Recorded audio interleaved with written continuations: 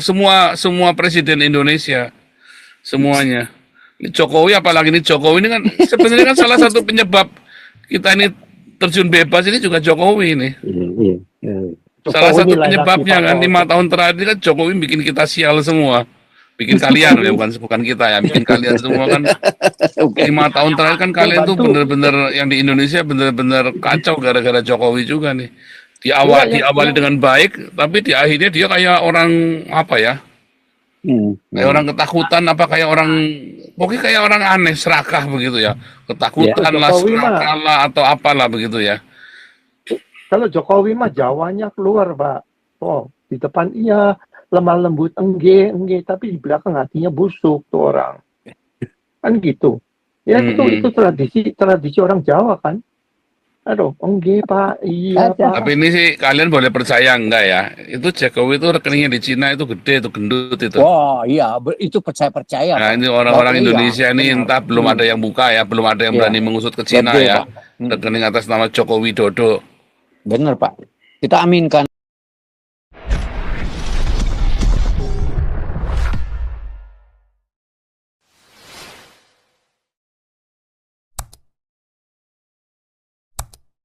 Ya bagi-bagi ini semua. Rakyatnya dapat apa? Nggak dapat apa-apa, Pak Paul. Itulah Konoha. Silakan Pak Paul. Kasihan Untung intinya. saya tambahin dikit. Ya, silakan Pandi.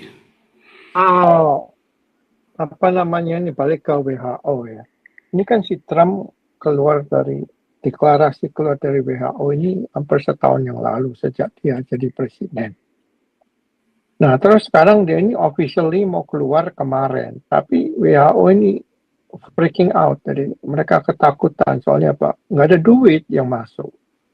Jadi mereka bilang, hey, kamu nggak bisa keluar seenaknya, kamu harus bayar dulu, ini ada yang bill ketinggalan 260 miliar US dollar, 260 million. Jadi masih dipajakin lagi, soalnya mereka tahu ini itu nggak ada duit lagi di WHO, ya kan keluar. Nah, kita lihat lagi peran United Nations udah nggak ada ya. Di Rusia Ukraina perang, PBB nggak ngomong apa-apa. Perang di Gaza, invasion October 7, PBB nggak ngomong apa-apa.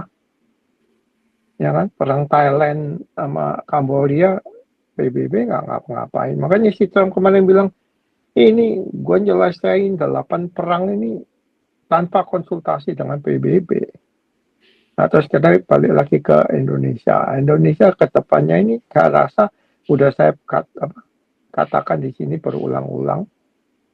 Ini loh, bukan tsunami, ini udah lewat tsunami. Ini bukan pandemi penyakit. Earthquake, gempa bumi. Gempa bumi yang gede ini bakalan terjadi lah. Balik lagi ke urusan kontingensi. Adakah kontingensi? Saya rasa sih nggak ada ya. Itu aja lah, kita harus siap-siap. Ya kan, terutama anak Tuhan, kontingensi. Nah, tadi juga disinggung mengenai MBG. MBG ini pola makan ini harus dirubah. Ya kan? Soalnya kalau kamu nyiapin makanan Indonesia, kamu berarti harus siap buka dapur. Tiap sekolah satu dapur. Kalau kamu mau centralized kitchen, dapur satu terus makanan dibagi-bagi, itu dengan pola makanan Indonesia itu, makanan sampai di sekolahan itu bisa-bisa basi. Masalah transportasi segala macam, kecuali mobilnya dilengkapi dengan alat pemanas atau apa aja deh, nggak tahu. Jadi kalau kamu mau pola makan Indonesia, Indonesian food, kamu harus buka kitchen di tiap sekolah, itu baru normal. Nah itu kan temporisnya Prabowo kan udah belajar, dia udah ke Cina, lihat gimana Cina menyajikan murid-muridnya makan siang. Terus dia juga ke Jepang, dia juga ke Korea. Jadi dia mestinya udah pintar, udah belajar. Tapi kalau pola makan Indonesia seperti dikasih nasi, dikasih rendang, itu dalam waktu 1 jam aja itu makanan bisa basi. Jadi bayangin sampai ke pelajar udah basi. Jadi gimana pola makan ganti? Ya pola makan mungkin ya dibiasain, daripada nasi kasih kentang, terus kasih buah segar, kasih aja 1 apel tiap hari. Itu makanan sehat yang bisa tahan lama. Tapi kalau kamu menu makannya kamu sup, rendang, ayam goreng, kalau macam pakai nasi, itu mah susah. Itu kalau menyinggung MBG, nggak tahu, nggak mungkin bisa sukses deh kalau saya. Karena kulturnya juga beda ya Pak. Kalau di Amerika kan kalian kan kafenya ada di dalam Sandwich. sekolah kan. Iya, di tiap sekolah ada Kalau kafetaria. sebetulnya kalau di sekolah-sekolah di Indonesia itu yang sekolah swasta itu ada kafenya juga Pak. Cuman entah kenapa kalau di sekolah negeri itu kan kafenya kan warung, warung tempat orang kita pada nakal, pada ngerokok, pada cimeng ya kan. Hmm. Enggak, Tapi lagi kalau di pula sekolah kan swasta yang bagus ya ada kafenya bagus. enggak, maksud saya bahan makanannya tuh Pak Pol. Seperti kalau di sini dikasih susu, ya susu yang itu yang bukan kalengan, susu yang ditaruh di karton Ya, kecil-kecil. susu yang memang Oh. dikemas untuk 3 hari 4 hari kadaluarsa. Nah, itu kan nggak bisa langsung rusak, itu kan ada waktu kadaluarsanya. Tapi Seminggu lah, biasanya kalau seminggu. kalau kamu MBG makanan Indonesia ya repot. Nasinya bisa kering, rendangnya bisa, apalagi cuaca Indonesia kan humidity-nya tinggi, cuacanya lembab, makanan cepat busuk. Kecuali mereka kontrol temperature, refrigeration-nya kontrol, ya itu apa boleh kata. Itu sih. Tapi yang penting ini pandemi ini Pak Pol, earthquake lah, gempa bumi, harus siap-siap. Sorry, saya masuk ya. Cerita ini sebenarnya yang masalah MBG. Saya yakin pernah kita diskusi yang lalu. Dari pengalaman di Amerika itu, oleh sebab itu ada beberapa tokoh kesehatan bilang, ngapain dikasih MBG? Dia bilang, lihat contoh, dia ambil contoh Amerika itu ada istilah WIC. WIC itu adalah, saya ulangi, Women, Infant, and Children. Orang itu, wanita itu, dia bilang, bagaimana mereka sudah analisa, itu risetnya udah lama. Orang itu supaya sehat, anak itu supaya sehat. Dia bilang, masih ibu hamil dikasih makanan sehat, si ibu hamil. Setelah itu ibu hamil, dia ada infant di dalam, dikasih makanan sehat, si bayi itu. Nanti dia bertumbuh secara lahir, ya, jadi children, itu dikasih makan makanan sehat. Nah, di situ mereka coba riset, di situlah pertumbuhan sebenarnya anak sebenarnya, bukan anak nanti sudah duduk di SMP SD dikasih makan. Betul. Ya, jadi itu yang namanya prenatal. Iya. Nah, you bayangin di Indonesia itu 280 terlambat itu. Salah, tidak. Sebab dari mana Teddy? Iya. Kalau asumsi kamu mau prenatal. Iya. Asumsi kita. Artinya itu mubasir. Saya bilang mau kasih makan sehat, MBG ke anak sekarang, enggak akan perubahan di tahun 2045. Kita taruhan itu. Saya jamin enggak ada. Tidak ada perubahan signifikan bahwa tingkat intelektual anak meningkat atau tingkat enggak. Itu cuma bagian dari kamuflase politik, itu MBG. Nah, itu kan yang diisukan sekarang itu tadi stunting. Iya.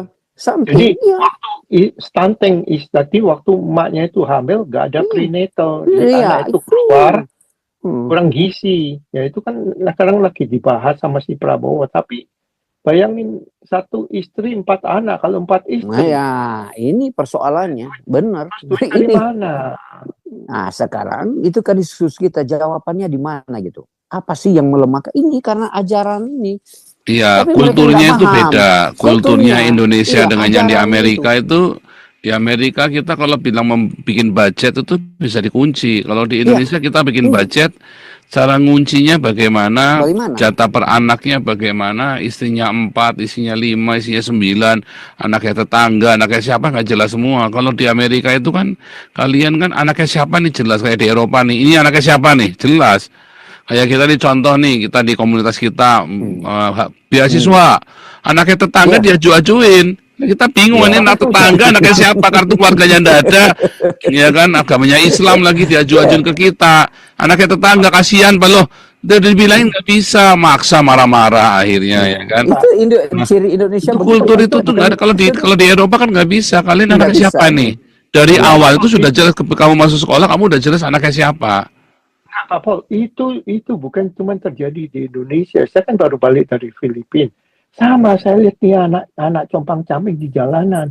Saya suruh orang itu panggil tuh anak. Saya kan kasih duit.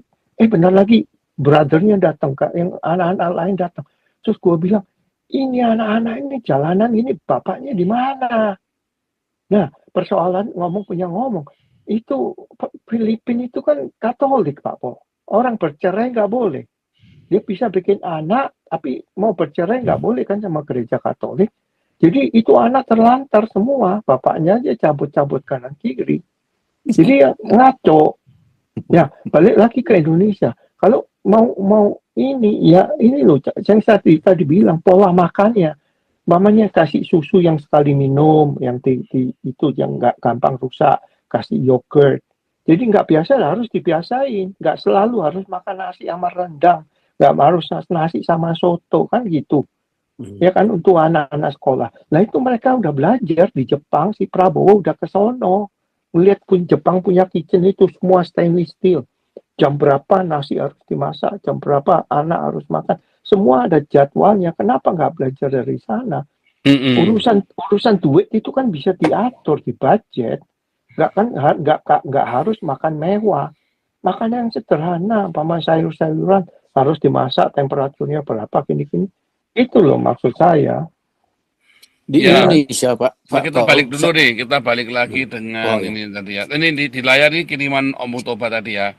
Ini yang katanya tadi saya bilang Prabowonomik ini 25 pengusaha dicabut izinnya masih, tapi ini ternyata nggak masalah, nggak ada izinnya tapi tetap beroperasi. Jadi memang sebenarnya Prabowonomik dan Gridonomik ini adalah sebuah retorika untuk ini aja, untuk proyek gelembung sabunya Prabowo dan Purbaya ya. Kalau si Wowo ngomong sih saya sekarang nggak bisa percaya deh Pak. Ini orang militer, kalau khotbah, waduh, kalau pidato berkoar-koar macam Soekarno gitu, tapi nggak ada hasilnya, nggak ada buahnya. Ya, kayak Soekarno juga nggak ada hasilnya ngomong. Iya, tapi semua orang khotbah, semua orang pidato di Indonesia yang khotbah pendetanya juga sama, nggak ada hasilnya. Sama, lu koar-koar kalau gitu kadang-kadang gepuk-gepuk meja kalau namanya pidato. Gebrak-gebrak gitu kan, sampai gebrak-gebrak itu kan. Soekarno juga kan semangat kan, tepuk tangan semua. Tapi nggak ada buahnya. Nggak ada buahnya. Omon-omon doang. Nggak Soekarno, nggak semua presiden Indonesia, semuanya. Ini Jokowi, apalagi ini Jokowi ini kan sebenarnya kan salah satu penyebab kita ini terjun bebas ini juga Jokowi ini.